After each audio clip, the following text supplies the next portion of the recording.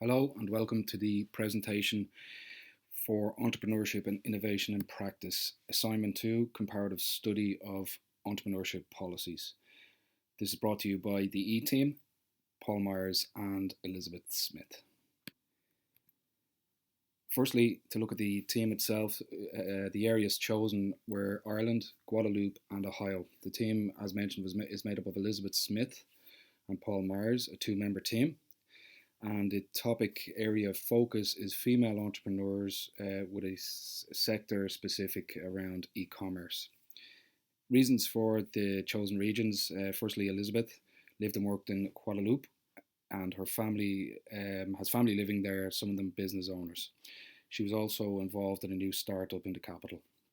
Her background, her professional background is translator, teacher, interpreter, trainer, business owner and entrepreneur. Whereas Paul studied in Cleveland, Ohio, also supported a successful Kickstarter project for incubator business support service in the city. His professional background as an engineer, recently completed an MBA, would describe himself as a digital innovator with experience in e-commerce and working alongside a number of startup entrepreneurs in this space. Firstly, Ireland. Initially, the team looked at the national policy statement, Entrepreneurship in Ireland. A number of elements rose to the top in terms of focus. Firstly, local enterprise offices, in particular, have a focus on female and youth entrepreneurship. Also, high potential startups, encouraging innovative startups. E-commerce, there's a unique element in the e-commerce whereby an online trading voucher offers grant support for certain businesses. Also, Retail Ireland estimate that by 2018 the online spend in Ireland will be at 21 billion. It's worth noting that the Jedi Pillar comparison on page 17 identified a percentage of female entrepreneurs, particularly within Ireland, shows a weakness compared to Denmark, the US and the UK. Secondly, we looked at the National Enterprise Policy. This particular policy focuses on export. It estimates that Irish-owned exports will be equate to 10.1 billion by 2020. Other elements that it focused on was differentiation in terms of talent and innovation, also competitive advantage around culture. Another element of high focus was education, online learning. So, for example, the Digital Skills Academy or the DCU Ryan Academy are examples of such online learning organisations. Table 1 shows the comparison with Ireland, the US, and average across the EU and the OECD. As you can see, 2011, Ireland was somewhat behind, particularly the US, and below the average in the EU and the OECD.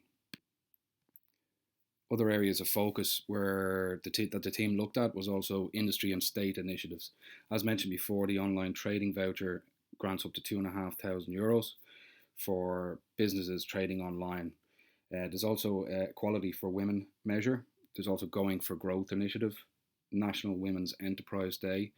The Web Summit, was well covered recently that the Web Summit was looking to enhance or find 10,000 female entrepreneurs.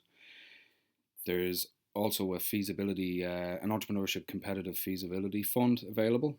The National Development Organisation offers online learning through the Digital Skills Academy, for example. There's also a female high flyers program. Google and the Digital Hub also have their internal initiatives as well to support female entrepreneurs. And also in the recent budget, the 2015 budget, there was provision made for sole traders to earn up to €40,000 income tax free. Moving on, we also looked at, we analysed and critiqued each element. We discovered that the national policy statement itself had limited e-commerce focus. However, we deducted that there was good provision for female entrepreneurs. The national enterprise policy, on the other hand, had no e-commerce focus, but ironically, there was a huge focus on export, which the team believe go hand in hand. So there's some improvement to be made there. But there was no specific provision for female entrepreneurs in the enterprise policy. Other industry and government initiatives, we believe that there's good e-commerce focus, particularly around the digital space. There's provision for female entrepreneurs throughout the other industry, particularly industry initiatives. It's also worth noting that the first commissioner for startups is a female, namely Niamh Bushnell. It's worth noting as well that Alwyn Daw, Sage business expert, during a recent interview highlighted some statistical evidence indicating that 50% of startups and only 15 to 80% of established businesses are female led. Her opinion was entrepreneurship and fostering a more conductive culture towards cultivating it, particularly on an international level, she believes must start with social norms. So, whereby she's encouraging men and women alike to influence and change these norms. So moving on to Guadeloupe, it's worth noting that Guadeloupe is part of France, therefore part of the European Union. So it has the same political and legal status as France, and entrepreneurship policy is there set by France, French policy, and also the European Union. And Guadeloupe it's a French region with the most female entrepreneurs, whereas in France, mostly only 30% of new companies are started by women, whereas this is higher in Guadeloupe, 30%, 37% in fact. Making it the highest number of female entrepreneurs in France. In 2014, the figure for female sole traders in Guadeloupe was 46.4%. Table 2 actually shows a breakdown of where the 37% is made. Liberal profession is the highest with 54%. And also, just looking at specifically in relation to e-commerce, PrestaShop and WooCommerce seem to be the highest hosted platforms chosen by startup companies in this sector in Guadeloupe. By comparison, on a global scale, Magento is actually number one, whereas WooCommerce is second.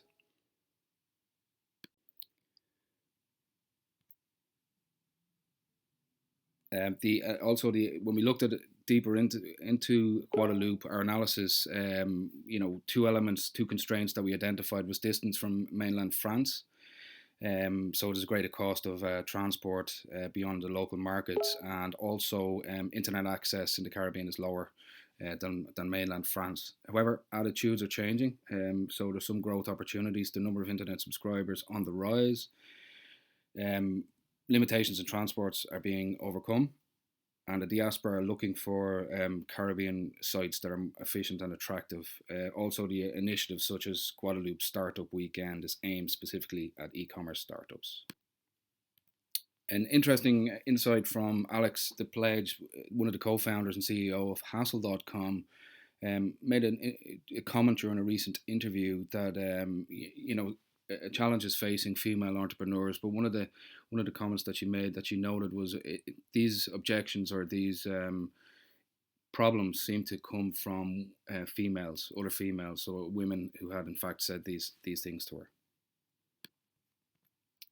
Moving on to Ohio, it's pretty much led by the national provision, which is promoting entrepreneurships and innovation in state policy.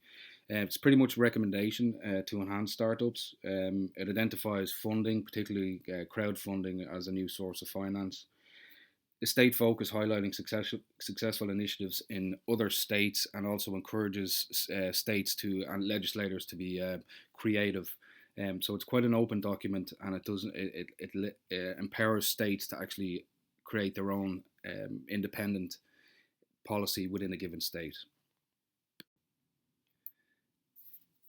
Two that jumped out in terms of Ohio, in terms of enterprise policy, was women in business. So there's a focus on email entrepreneurship and associated support services. Also, the City of Cleveland Economic Development Plan focuses on startups and also supports services in that regard. It's also worth noting that there's a lot of industry and other state influences in Ohio. Stark Enterprises, for example, which has successfully led a Kickstarter campaign, Founders Cafe, Launch House, Venture Ohio, and also Bad Girl Venture, specifically around female entrepreneurs. Ingrid Vanderveld, however, who is an e-commerce and entrepreneur pioneer, has proposed Ohio's first bill to bring entrepreneurship for female policy into effect in 2016. In terms of analysis, for Cleveland, there are some constraints, distance from Silicon Valley, so there's been a slow uptake in terms of digital. The policy is also under development, particularly the one mentioned around female entrepreneurship. However, the benefits are there's a good infrastructure there now. The cost of labour and property compared to the likes of California is significantly lower. Initiatives aimed specifically at startups, also good access to markets as it's located between Chicago and New York, and numerous groups aimed at startups and female entrepreneurship.